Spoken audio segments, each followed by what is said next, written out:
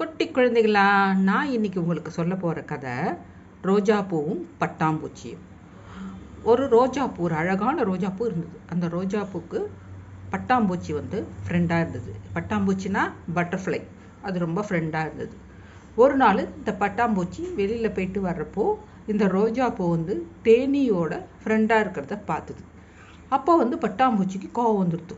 நம்மளை ஃப்ரெண்டாக இருக்கிற வச்சு விட்டுட்டு இது போய் தேனி கூட ஃப்ரெண்டாக இருக்கேன்னு சொல்லிட்டு அந்த ரோஜாட்ட போய் இது கோச்சிக்கிறது. நீ எதுக்கு தேனியோட ஃப்ரெண்டாக இருக்க அப்படின்னு சொல்கிறது. அப்போ அந்த ரோஜா பட்டாம்பூச்சிக்கிட்ட சொல்கிறது, இந்த தேனியோட வேலை என்னன்னா, நான் சுரக்கிற அந்த தேனெல்லாம் சேகரித்து கொண்டு போய் கூடில் வச்சு அதை மனித குலத்துக்கு அது கொடுக்கறது. அதனால் அது ரொம்ப நல்ல வேலை பண்ணுறதுனால அது கூட நான் ஃப்ரெண்டாக இருக்கேன். அதை பார்த்துட்டு நீ பொறாமப்படக்கூடாது அப்படின்னு சொல்கிறது. அப்போது அந்த பட்டாம்பூச்சி தான் பண்ண தப்பை உணர்ந்துட்டு அந்த ரோஜாப்பூக்கிட்ட என்ன சொல்கிறதுனா, நான் தப்பு பண்ணிட்டேன், எனக்கு நீ தண்டனை கொடு அப்படின்னு சொல்கிறது.